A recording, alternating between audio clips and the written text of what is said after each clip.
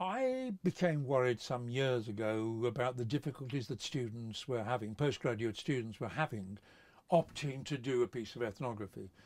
I mean, most decent pieces of ethnography involve your immersion in a particular culture or subculture for a period of, I would say, at least 2 years. And if you're talking about writing up this work, you're talking about 3 years.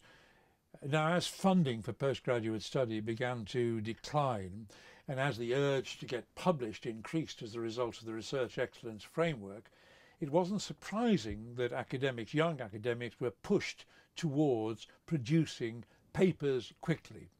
Little empirical papers which could be done using surveys and be done using questionnaires, being done using very small samples, which didn't involve all those months, those years of sitting alongside the people you were studying.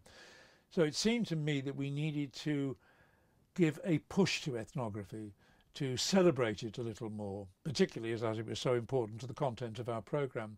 So we thought that by giving this award we would increase the attention that was paid to ethnography, perhaps by people who were dishing out research grants, perhaps to those people who were heads of departments and were pushing their young researchers to produce and say, hold on a little bit, a piece of ethnography is extremely valuable.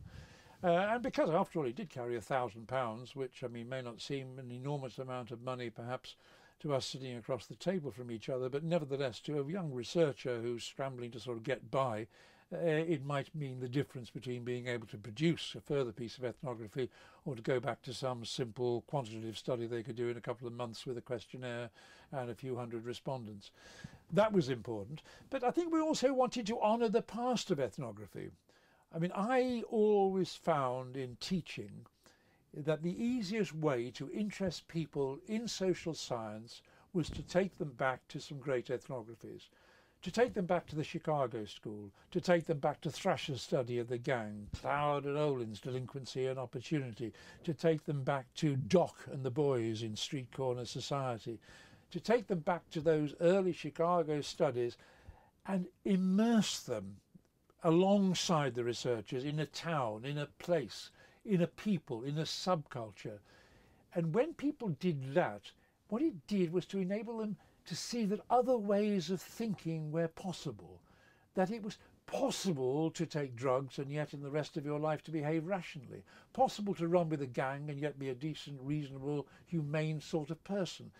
What it did was to take 18, 19-year-old people who hadn't experienced other cultures, they'd only known their own little milieu, plunge them into another culture where there were quite different presuppositions, quite different ideas about how you should live, quite different ideas about how you should relate to other people, quite different ideas about what you thought of women and other men, quite different ideas about what you thought about drugs. If you did this, you upset their common sense. You broke them away from conventional opinions because they were forced to contemplate the fact that here were people who were acting and thinking in completely different ways to themselves, but the ethnographer had worked so well upon this material that what they produced seemed reasonable and rational. It somehow made sense that people in these circumstances should act in this way. And that's the wonder of ethnography. It should disturb your conventional ways of thinking and acting and presuming. It should change all those. It's like bouleverse, if you like, your existing attitudes, preconceptions and prejudices. So ethnography does that importantly, and that's another reason for handing out £1,000 to someone who shows that they've mastered ethnographic craft.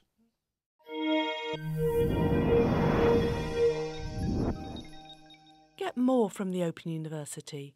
Check out the links on screen now.